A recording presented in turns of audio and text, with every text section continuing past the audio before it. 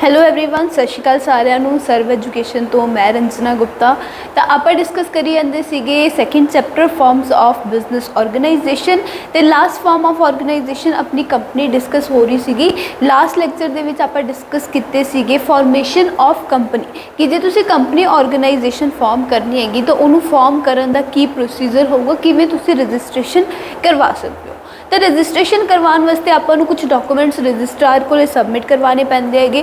उन्हां दे विचों जिहड़े इंपॉर्टेंट डॉकूमेंट्स हुंदे हैगे उन्हां नूं हुण आपां डिस्कस करांगे कि जदों तुसीं कंपनी फॉर्म करनी हैगी तो किहड़े-किहड़े इंपॉर्टेंट डॉकूमेंट्स तुहानूं रजिस्ट्रार को सबमिट करवाने पैणगे। तो अज दा अपना टॉपिक है important documents use in the formation of the company की। किहड़े-किहड़े डॉकूमेंट्स यूज होणगे कंपनी दी फॉर्मेशन विच, किहड़े-किहड़े इंपॉर्टेंट डॉकूमेंट्स है। तो तीन तरह के डॉकूमेंट्स अपने को इंपॉर्टेंट ने कि कंपनी की फॉर्मेशन दे विच। सब तो पहला है मैमोरेंडम ऑफ एसोसीएशन, फिर दूसरा है आर्टिकल्स ऑफ एसोसीएशन, तो तीसरा डॉकूमेंट है प्रोस्पैक्टस। एक एक करके इन्हां तिन्नां नूं आपां डिस्कस करांगे। सारिआं नालों पहला आपां डिस्कस कर देंगे memorandum of association. Memorandum of association MOA short form दे विच। तो देखो की हुंदा मैमोरेंडम ऑफ एसोसीएशन, सारिआं नालों इंपॉर्टेंट डॉकूमेंट हुंदा हैगा मैमोरेंडम। बिना मैमोरेंडम ऑफ एसोसीएशन दे तुसी कंपनी फॉर्म नहीं कर सकते। मैमोरेंडम ऑफ एसोसीएशन दे विच बेसिकली आपां की करांगे, जो भी कंपनी दियां पावर्स होणगियां, जो भी कंपनी दियां ऑब्जेक्टिव होगा कि कंपनी किस ऑब्जेक्टिव नाल तुसी फॉर्म कर रहे हो, की काम करन वास्ते ये कंपनी फॉर्म की जा रही हैगी, वो सारियां चीज़ां आपां मैंशन करांगे मैमोरेंडम ऑफ एसोसीएशन दे विच। The memorandum of association is the principal document of a company. सारिआं नालों मुख्य यानी कि प्रिंसीपल डॉकूमेंट है यह कंपनी का। It is considered as the charter of the company. यह कंपनी का चार्टर होंदा है। बेसिकली तुसी कह सकते होगे कि एक ऑफिशियल डॉकूमेंट है यह कंपनी का। It contains the power and objectives of the company. It also describes the scope of operations of the company. इस डॉकूमेंट्स दे विच आपां कंपनी दी पावर्स ऑब्जेक्टिव्स डिफाइन करांगे। तो यह जिहड़ा डॉकूमेंट है यह अपने कंपनी दे ऑपरेशंस दा स्कोप भी दसदा हैगा कि कंपनी कित्थों तक ऑपरेशंस परफॉर्म कर सकदी, की ऑपरेशंस कंपनी परफॉर्म कर सकदी हैगी। It can be altered only according to the provisions made in the companies act regarding its alteration. देखो हुण सारिआं नालों मेन डॉकूमेंट है ये कंपनी दी पावर्स लिखियां होणगियां, ऑब्जेक्टिव्स लिखियां होणगे कि की काम कंपनी ने करना हैगा। जे तुसी मैमोरेंडम बनाउण तो बाद, कंपनी फॉर्म करन तो बाद ये कुछ भी चेंजिस करने हैगे तो इस चेंजिस करन लई जो तुहानूं कंपनीज एक्ट दे विच प्रोसीजर दस्सिया होएगा, प्रोविजनस दस्सिया होईयां कि तुसी इदां ही मैमोरेंडम दे विच चेंजिस कर सकदे हो, उन्हां प्रोविजनस के अकॉर्डिंग ही यह डॉकूमेंट चेंज हो सकदा हैगा। अदरवाइज ये विच चेंजिस नहीं हो सकते। Memorandum of Association provides information to the outsiders such as creditors, suppliers, etc. to know the limitations and scope of a company's dealing. It is also known as the doctrine of outdoor management. Memorandum basically जो company के outsiders लोग होंगे है, जिमें creditors हो गए, investors हो गए, उन्होंने एक डॉकूमेंट होंदा है जिहदे नाल उन्हां लोगों को अपनी कंपनी की इंफॉर्मेशन पता चल जाती हैगी, अपनी कंपनी के ऑपरेशनस का स्कोप पता चल जाता है कि कित्थों तक यह कंपनी की ऑपरेशनस परफॉर्म कर सकती हैगी। तो मैमोरेंडम ऑफ एसोसीएशन नूं डॉक्ट्राइन ऑफ आउटडोर मैनेजमेंट भी कहा जाता है। डॉक्ट्राइन ऑफ आउटडोर मैनेजमेंट नूं तुसीं इदां समझ सकते हो कि प्रिंसीपल ऑफ आउटडोर मैनेजमेंट कि कंपनी की आउटडोर आउटसाइड की मैनेजमेंट किस तरह की होगी, किवें वो आउटसाइड वर्ड्स नाल डीलिंग करूगी, वो सारियां चीज़ां इस डॉकूमेंट दे विच मैंशन कीतियां हुंदियां। तो इन्नी गल क्लीयर होगी मैमोरेंडम बारे। तो हुण इत्थे अगे आपां डिस्कस करते हैं कि मैमोरेंडम दे विच आपां की कुछ लिखांगे। तो कुछ क्लॉजेस दिते होए हैगे आपां नूं, ये सारे क्लॉजेस आपां मैमोरेंडम ऑफ एसोसीएशन दे विच मैंशन करांगे। सारिआं नालों पहला क्लॉज है नेम क्लॉज। नेम क्लॉज देखो नाम तो ही क्लीयर हो रहा हैगा की लिखांगे इस दे विच आपां कंपनी दा नाम, अपनी कंपनी का नाम की हैगा ओह आपां इस नेम क्लॉज दे विच मैंशन करांगे। जे कंपनी प्राइवेट लिमिटेड हैगी तो कंपनी के नेम के पिछे PVT लिमिटेड यानी कि प्राइवेट लिमिटेड वर्ड ऐड किया जाऊगा। जे कंपनी पब्लिक लिमिटेड होगी तो कंपनी नेम के पिछे लिमिटेड वर्ड ऐड किया जाऊगा। कंपनी का जो भी नेम हैगा वो यूनीक होना चाहिए हैगा। कोई भी सिमिलर नाम की कंपनी पहला तो एग्जिस्ट नहीं करनी चाहिएगी। तुसी एक नवा यूनीक नाम ही अपनी कंपनी का रख सकते हो। किसी होर कंपनी नाल मिलता जुलता नाम तुसी अपनी कंपनी वास्ते नहीं रख सकते। तो कंपनी के नाम के पिछे कदे भी कोऑपरेटिव वर्ड यूज़ नहीं होगा। तो कंपनी का नाम एहो जो होना चाहिए है जो कि पब्लिक पॉलिसी के अगेंस्ट ना होवे। गवर्नमेंट ने जो पॉलिसीज बनाई हुई हैं उन्होंने दे अगेंस्ट नहीं होना चाहिए। तो नेम क्लॉज दे विच आपां की मैंशन करना है कंपनी का नाम। दैन उस बाद आ जाता situation and domicile clause. Domicile clause दे विच आपां कंपनी का रजिस्टर्ड एड्रैस मैंशन करांगे कि कंपनी अपनी किस जगह ते सिचुएटेड है। रजिस्टर्ड एड्रैस की है अपनी कंपनी का वो मैंशन होगा सिचुएशन एंड डोमिसाइल क्लॉज दे विच। फिर आ जाता है ऑब्जेक्ट क्लॉज की मेन ऑब्जेक्ट है किस काम लिए यह कंपनी फॉर्म की गई हैगी। वो मेन ऑब्जेक्ट्स प्लस जो मेन ऑब्जेक्ट नू पूरा करने लिए थोड़े एडिशनल ऑब्जेक्टिव्स होंगे वो सारे ऑब्जेक्टिव्स आपां ऑब्जेक्ट क्लॉज दे विच मैंशन करांगे कि की काम करने लिए कंपनी यह बनाई गई है। इन्नी गल क्लीयर होगी। दैन उदों बाद आ जाता है अपने को next clause liability clause. Liability clause दे विच आपां मैंशन करांगे लाइबिलिटी ऑफ मैंबर्स कि शेयर होल्डर्स की जो लाइबिलिटी हैगी वो कितनी होगी। हुण इत्थे एक चीज़ याद करो जो आप टाइप्स ऑफ कंपनीज डिस्कस कीतियां सीगियां तां आपां डिस्कस किया सी कि पब्लिक कंपनी जिहड़ी हुंदी हैगी वो दो तरह दी हुंदी हैगी अगे लिमिटेड बाय शेयर्स ते लिमिटेड बाय गारंटी। हुण जे तां तुहाडी कंपनी जो है वो लिमिटेड बाय शेयर्स हैगी तो लाइबिलिटी क्लॉज दे विच आपां मैंशन करांगे लिमिटेड बाय शेयर्स कि लाइबिलिटी जो है वो किहदे नाल लिमिट की गई हैगी शेयर्स के अकॉर्डिंग कि जिन्ने शेयर होल्डर्स ने खरीदे हुए हैगे उहदे अकॉर्डिंग आपां उन्हां दी लाइबिलिटी फिक्स करके इस लाइबिलिटी क्लॉज दे विच मैंशन करांगे। दूजी कंपनी किहड़ी हुंदी हैगी लिमिटेड बाय गारंटी। फिर लिमिटेड बाय गारंटी दे विच लाइबिलिटी किवें लिमिट हुंदी हैगी गारंटी दे अकॉर्डिंग। तो फिर इत्थे आपां किस शेयर होल्डर ने कितनी गारंटी लीती हुई है कि कंपनी नू पैसे पे करन दी वो अमाउंट मैंशन करके इत्थे आपां शेयर होल्डर्स की लाइबिलिटी मैंशन कर। बेसिकली करना की है लाइबिलिटी क्लॉज दे विच आपां जिहड़े भी कंपनी के मैंबर्स नेगे उन्हां दी लाइबिलिटी दसनी है। हुण जे तां तुहाडी कंपनी लिमिटेड बाय शेयर्स हैगी तो मैंबर्स की लाइबिलिटी शेयर्स के अकॉर्डिंग होगी। जिन्ने उन्होंने शेयर्स खरीदे हुए है उहदे अकॉर्डिंग जिन्ने पैसे उन्होंने पे नहीं किए उन्नी उन्हां दी लाइबिलिटी हैगी तो उस अकॉर्डिंग आपां लाइबिलिटी मैंशन कर देंगे। जे लिमिटेड बाय गारंटी हैगी फिर जिन्नी मैंबर्स ने गारंटी लीती हैगी कि वो इन्ना पैसा वाइंडिंग अप ते मतलब कि जो कंपनी बंद होगी उदों इन्ना पैसा कंपनी नू दे देंगे तो जिन्नी अमाउंट होगी गारंटी अमाउंट वो अमाउंट आपां इस क्लॉज दे विच मैंशन कर देंगे। गल क्लीयर होगी। लाइबिलिटी क्लॉज दे विच की आऊगा। दैन उदों बाद आ जाता है अपने को कैपिटल क्लॉज। कैपिटल क्लॉज दे विच बेसिकली आपां की करना है authorise capital of company mention करनी है। अथोराइज कैपिटल बेसिकली एक फिक्स अमाउंट होंगी हैगी। कोई भी कंपनी जो तुसी फॉर्म कर रहे होगे तो वो आए नहीं हैगा कि तुसी मन मर्जी नाल जिन्ना मर्जी पैसा एज अ कैपिटल इन्वेस्ट कर सकते होगे। जो तुसी कंपनी फॉर्म करते होगे तो थोनों एक फिक्स अमाउंट फिक्स करनी पैंदी हैगी कैपिटल दी ते उन्नी अमाउंट तक ही तुसी कैपिटल रेज कर सकते होगे शेयर्स इशू करके। तो वह अथोराइज कैपिटल थोड़ी कितनी होगी वो आप लिखांगे कैपिटल क्लॉज दे विच। वो जिन्नी मर्जी हो सकती है जिन्नी भी तुसी फिक्स करोगे। अथोराइज कैपिटल नू नॉमिनल कैपिटल भी कह देंगे है ते रजिस्टर्ड कैपिटल भी कह देंगे। कैपिटल क्लॉज पता लग गया कि लिखना है कैपिटल जिन्नी आप कंपनी वास्ते फिक्स की है जिन्नी भी फिक्स करोगे कंपनी उतों तक ही कैपिटल रेज कर सकती है कि उस तो बाद कैपिटल रेज नहीं कर सकती शेयर्स इशू करके। लास्ट आ जाता है अपने को एसोसिएशन और सबसक्रिप्शन क्लॉज। एसोसिएशन या फिर तुम सबसक्रिप्शन क्लॉज भी कह सकते हो। सबसक्रिप्शन क्लॉज दे विच बेसिकली आप की लिखना है डैक्लरेशन लिखनी है। डैक्लरेशन लिखनी आपां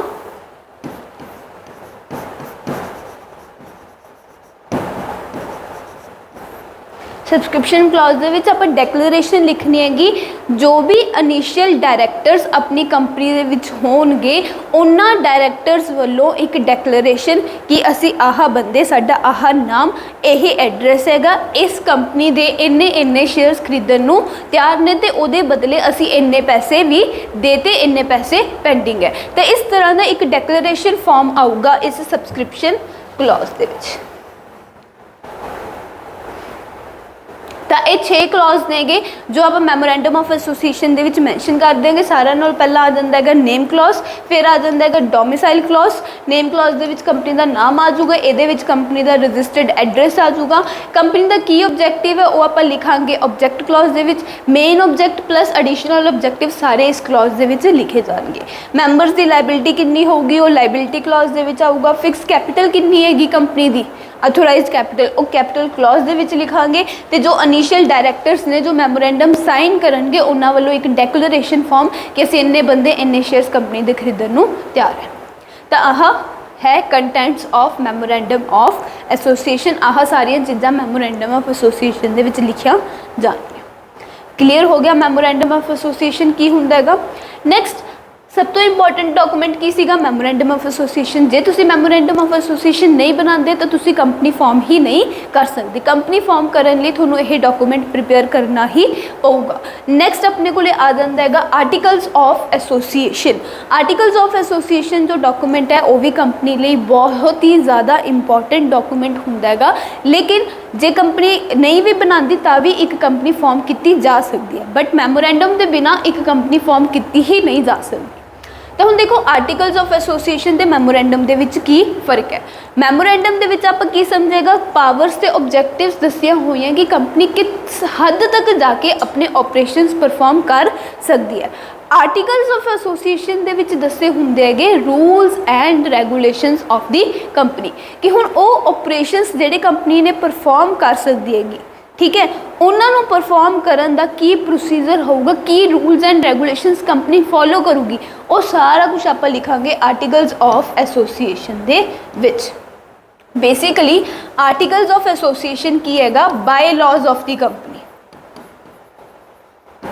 बाय लॉज की हुंदे हैगे ਜਦੋਂ ਤੁਸੀਂ ਕਿਸੇ ਇੱਕ ਪਾਰਟਿਕੂਲਰ ਏਰੀਆ ਲਈ ਕੋਈ ਅਥਾਰਟੀ ਇੱਕ ਪਾਰਟਿਕੂਲਰ ਏਰੀਆ ਲਈ ਲਾਅ ਬਣਾਉਂਦੀ ਹੈਗੀ ਤੇ ਉਹ ਲਾਅ ਸਿਰਫ ਉਸ ਏਰੀਆ ਦੇ ਵਿੱਚ ਹੀ ਐਪਲੀਕੇਬਲ ਹੋਊਗਾ ਤਾਂ ਉਹਨੂੰ ਆਪਾਂ ਕਹਿੰਦੇ ਹੈਗੇ ਬਾਏ ਲਾਅ। ਹੁਣ ਆਰਟੀਕਲਸ ਆਫ ਐਸੋਸੀਏਸ਼ਨ ਜੋ ਹੁੰਦੇ ਹੈਗੇ ਉਹ ਇੱਕ ਕੰਪਨੀ ਲਈ ਬਣਾਏ ਜਾਂਦੇ ਹੈਗੇ ਤੇ ਸਿਰਫ ਉਸੇ ਕੰਪਨੀ ਦੇ ਵਿੱਚ ਹੀ ਐਪਲੀਕੇਬਲ ਹੋਣਗੇ ਜਿਸ ਕੰਪਨੀ ਦੇ ਵਿੱਚ ਉਹ ਬਾਏ ਲਾਜ਼ ਬਣਾਏ ਗਏ ਹੈਗੇ। ਤਾਂ ਕਰਕੇ ਇਹ ਜਿਹੜੇ ਆਰਟੀਕਲਸ ਆਫ ਐਸੋਸੀਏਸ਼ਨਸ ਹੁੰਦੇ ਹੈਗੇ ਇਹ ਕੀ ਹੁੰਦੇ ਹੈਗੇ rules and regulations of the company कि इंटरनली कंपनी दे विच जो ऑपरेशनस परफॉर्म हो रहे हैं उन्होंने परफॉर्म करने लिए आपां की प्रोसीजर वरतांगे, की रूल्स फॉलो करांगे, की रेगूलेशनस आपां फॉलो करांगे। गल समझ आ गई आर्टिकल्स ऑफ एसोसीएशन। हुण आप पढ़ लेने की लिखा होएगा articles of association contains rules and regulations regarding the management of companies internal affairs. जो कंपनी के इंटरनल अफेयर्स नेगे उन्हों की मैनेजमेंट लिए जो रूल्स एंड रेगूलेशंस होंगे वो लिखे जाएंगे articles of association. Memorandum of association दे विच आपां की लिख देंगे कंपनी के आउटसाइड अफेयर्स कित्थों तक होंगे, की कंपनी कर सकती, की कंपनी नहीं कर सकती, वो लिखा जाता है मैमोरेंडम ऑफ एसोसीएशन दे विच। आर्टिकल्स दे विच की लिखा जाता है कि वह ऑपरेशंस परफॉर्म करने लिए कंपनी की रूल्स एंड रेगूलेशंस फॉलो करूगी। The main contents of articles of association की कुछ लिखा गया आप आर्टिकल्स ऑफ एसोसीएशन दे विच तो आपको आर्टिकल्स ऑफ एसोसीएशन के कंटेंट्स दिते हुए है the amount of share capital and different classes of shares. तो देखो शेयर्स जोड़े होंगे दो तरह के होंगे है equity shares and preference shares.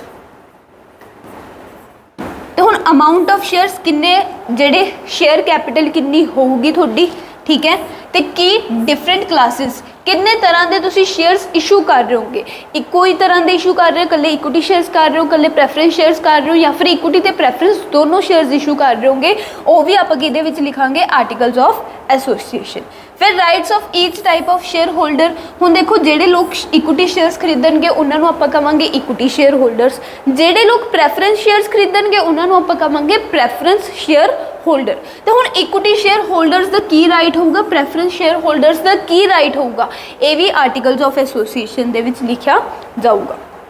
ਜਿਹੜੇ लोग अपनी कंपनी के शेयर्स खरीदणगे उन्होंने शेयर्स अलॉट करन दा की प्रोसीजर वरत्या जाऊगा कि हाँ आपां हुण इन्हां नूं शेयर्स दे देंगे, तो वह प्रोसीजर भी आपां आर्टिकल्स ऑफ एसोसीएशन दे विच ही लिखांगे। ਜਿਹੜੇ लोगों ने अपनी कंपनी के शेयर्स खरीदे है उन्होंने शेयर्स सर्टिफिकेट्स दिते जाएंगे, किवें दिते जाएंगे, की प्रोसीजर होगा, वो भी आपां आर्टिकल्स ऑफ एसोसीएशन दे विच ही मैंशन करांगे।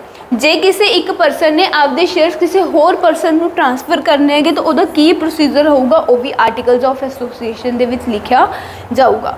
Procedure for forfeiture of shares, हुण फॉरफीचर का मतलब समझो, इत्थे फॉरफीचर का मतलब हुंदा है जब्त करना। मान लो कि ए ने थोड़ी कंपनी के 1000 शेयर्स खरीदे हुए सी, एक शेयर की वैल्यू है अपने को 10 रुपीज़, तो हुण ए ने आपां नूं किन्ने रुपए देने हैं, 10,000 रुपए देने हैं, ठीक है। ए ने बस आपां 4000 रुपया दिता, उदों बाद आप ए नूं फोन करी जन्ने कि बई बाकी 6000 रुपये दे दा, तू साडी कंपनी के शेयर खरीदे होए बाकी 6000 रुपये दे दा, पर उन्हें कोई जवाब नहीं दिता। फिर उस केस से आप की करांगे, जेड़े उन्होंने आप 1000 शेयर्स दिते होए हैगे ये आप की कर लांगे, उहदे तो वापस खो लांगे। ए ने आपां नूं अपने शेयर्स बदले पूरे पैसे नहीं दिते तो आप की करांगे, जेड़े उन्होंने आप शेयर्स दिते हुए सी उहदे तो वापस खो के उन्होंने की कर लांगे, जब्त कर लांगे।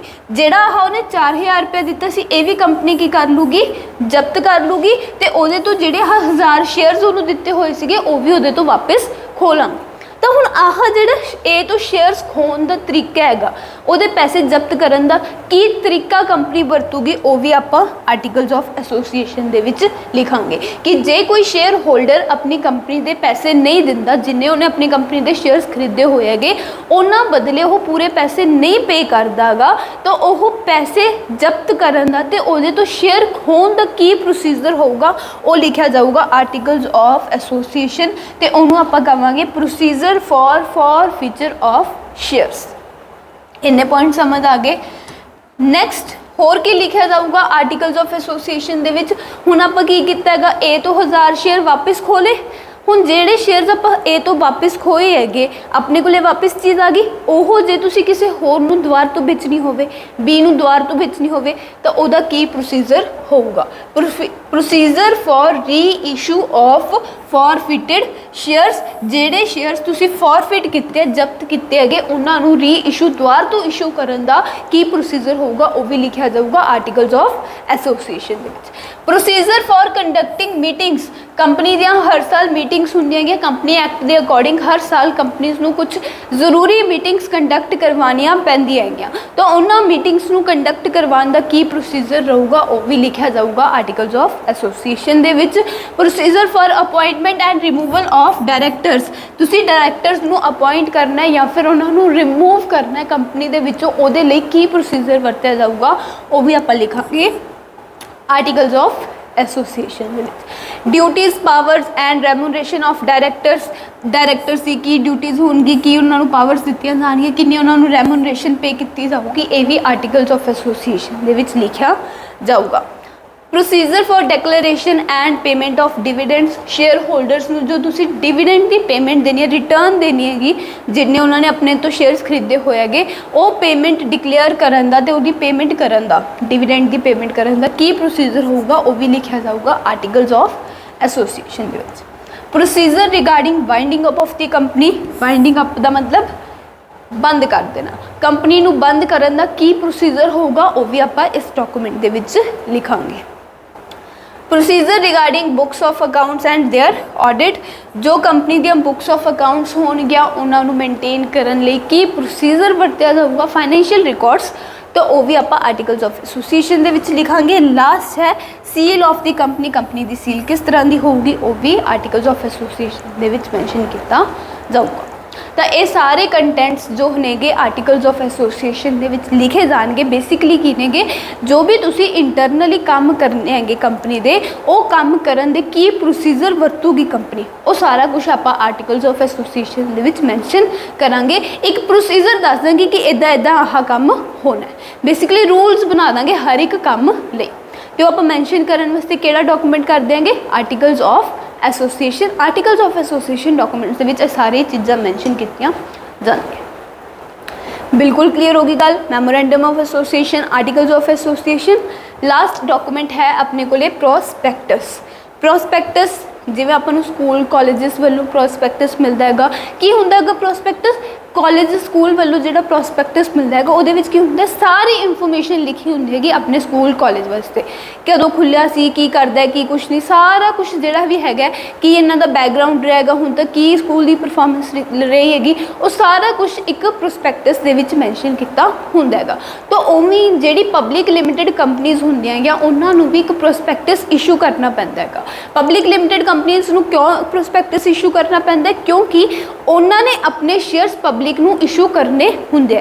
प्राइवेट कंपनीज ने अपने शेयर्स पब्लिक नूं इशू नहीं करने हुंदे, तां करके उन्हां नूं प्रोस्पैक्टस बनाउण दी लोड़ नहीं पैंदी।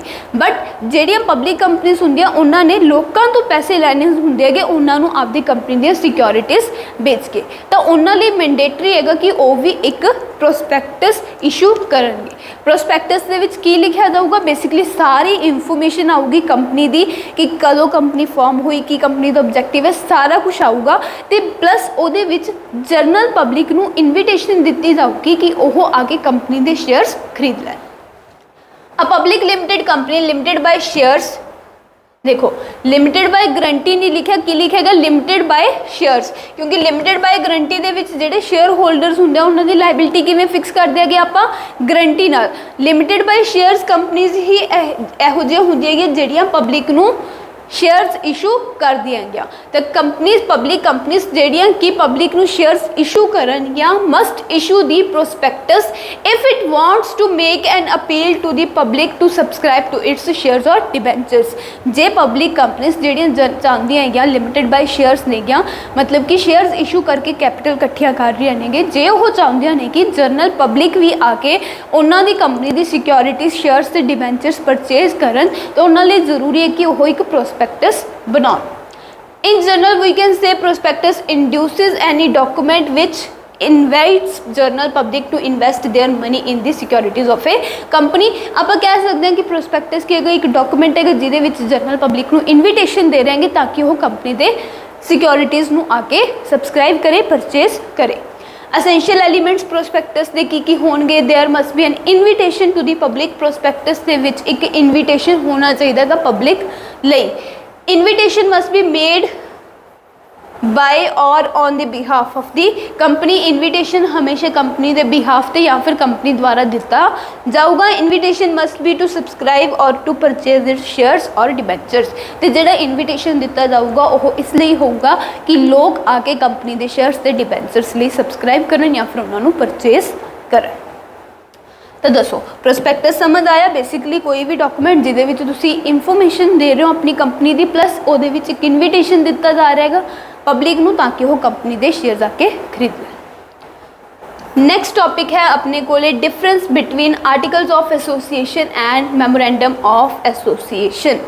तो नेचर के बेसिस पे मैमोरेंडम की है चार्टर और the constitution of the company है, official document of the company.